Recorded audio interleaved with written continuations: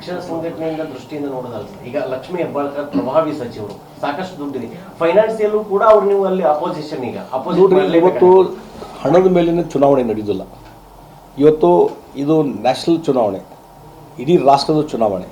ಅದರಲ್ಲಿ ದೇಶದ ಪ್ರಧಾನಮಂತ್ರಿ ನರೇಂದ್ರ ಮೋದಿಯವರು ಕಳೆದ 10 ವರ್ಷ ಏನೊಂದು ಪ್ರಧಾನಮಂತ್ರಿಯಾಗಿ ಉತ್ತಮ ಸರ್ಕಾರ ಕೊಟ್ಟಿದ್ದಾರೆ, ಒಂದು ಇಮೇಜ್ ಬೆಳೆಸ್ಕೊಂಡಿದ್ದಾರೆ ಮತ್ತು ಭಾಳ ದೊಡ್ಡ ಪ್ರಮಾಣದಲ್ಲಿ ಇಡೀ ದೇಶದಲ್ಲಿ ಒಂದು ಬದಲಾವಣೆ ಆಗಿದೆ. ಆರ್ಥಿಕವಾಗಿ ಇರ್ಬೋದು ಮತ್ತು ಡೆವಲಪ್ಮೆಂಟ್ ದೃಷ್ಟಿಯಿಂದ ಇರ್ಬೋದು, ಇನ್ಫ್ರಾಸ್ಟ್ರಕ್ಚರ್ ಕ್ರಿಯೇಟ್ ಮಾಡುವಂಥದ್ದು ಇರ್ಬೋದು, ಎಲ್ಲ ವರ್ಗದ ಜನರಿಗೆ ನೆರವಿಗೆ ಬಂದಂಥದ್ದು ಇರ್ಬೋದು. ಇವೆಲ್ಲ ನೋಡಿದಾಗ ಇವತ್ತು ಇಡೀ ದೇಶದ ಜನರ 100 ಕೋಟಿ ಜನರ ಒಂದು ಅಭಿಲಾಷೆ ಇದೆ, ನರೇಂದ್ರ ಮೋದಿಯವರು ಮತ್ತೊಂದು ಸಲ ಪ್ರಧಾನಮಂತ್ರಿ ಆಗಬೇಕು.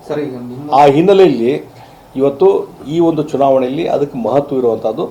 ಆ ಹಿನ್ನೆಲೆಯಲ್ಲಿ ಇವತ್ತು ಇಡೀ ದೇಶದಲ್ಲಿ ಒಂದು ಭಾಳ ದೊಡ್ಡದಾದಂಥ ಒಂದು ವಾತಾವರಣ ಇದೆ. ಅದೇ ರೀತಿ ಬೆಳಗಾವಿ ಕ್ಷೇತ್ರದಲ್ಲಿ ಸಹಿತ ಮೋದಿಯವರ ಪರವಾದಂಥ ಒಂದು ದೊಡ್ಡದಾದಂಥ ಅಲೆ ಇದೆ. ಹೀಗಾಗಿ ಅದೆಲ್ಲವನ್ನೂ ಇವತ್ತು ಅವರ ಹಣ ಮತ್ತೊಂದು ಯಾವುದಿದ್ರೂ ಎದುರಿಸಿ ಇವತ್ತು ಚುನಾವಣೆಯನ್ನು ಗೆಲ್ತೀವಿ. ಕಾಂಗ್ರೆಸ್ಗೆ ಹೋಗುವಾಗ ಸಾಕಷ್ಟು ತಯಾರಿ ನಡೆಸಿದ್ದೀವಿ, ಎಲ್ಲರೂ ಇದು ಮಾಡಿದ್ರು ಅಂತೇಳಿ ಸೆಟ್ರ್ ಆಗಲ್ಲ ಒಂದ್ಸಲ ಅನುಭವನ ಪಟ್ಟರು. ಈಗ ಬೆಳಗಾವಿ ಕಳಿಸಿ ಮತ್ತೆ ಆ ಥರದ್ದು ಏನಾದ್ರು ಪ್ಲಾನ್ ನಡೀತಾ ಇದೆ ಅಂತ ಅಂದ್ರೆ ಬ್ಲೈಂಡ್ ಆಗಿ ನಂಬಿ ನೋಡಿ ಅವೆಲ್ಲ ಬಿಟ್ಟು ಬಿಡ್ರಿ, ಅದ್ರ ಬಗ್ಗೆ ಚರ್ಚೆ ಮಾಡೋದು ಬೇಡ.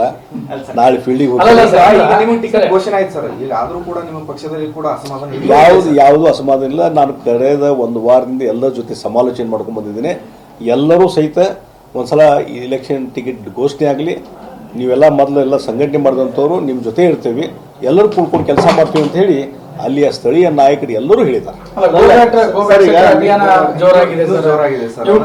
ಯುವಕರಿಗೆ ಮನ್ನಣೆ ಕೊಟ್ಟಿಲ್ಲ ಅನ್ನೋದು, ಸ್ಥಳೀಯರಿಗೆ ಮನ್ನಣೆ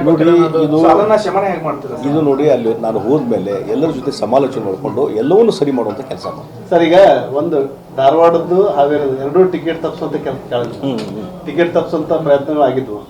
ಈಗ ಬೆಳಗಾವಿದು ಸಹ ತಪ್ಪಿಸುವಂತ ಪ್ರಯತ್ನಗಳಿತ್ತು. ಇಲ್ಲ, ಅದಕ್ಕೆ ನಾನು ಹಿಂದಿನೂ ಹೇಳಿದ್ದೀನಿ, ಹಿಂದೆ ಫೈನಲ್ ಆಗಿದ್ದು ಡಿಕ್ಲೇರ್ ಮಾಡುವಾಗ ಒಂದಿಷ್ಟು ಲೇಟ್ ಆಗಿದ್ದು ಬಿಟ್ಟು ಯಾವುದೇ ತಪ್ಪಿಸುವಂಥದ್ದು ಮತ್ತೊಂದು ಯಾವುದೂ ಆಗಿಲ್ಲ ಅಂತ ನಾನು ಸ್ಪಷ್ಟವಾಗಿ ಸರಿ. ಬಹುತೇಕ ಶೆಟ್ಟರ್ ರಾಜ್ಯಕ್ಕೆ ಬಂದ್ರೆ ಎಲ್ಲ ಹುದ್ದೆಗಳನ್ನು I think first time parliament ಚುನಾವಣೆಗೆ ಹೋಗ್ತಿದ್ರಿ.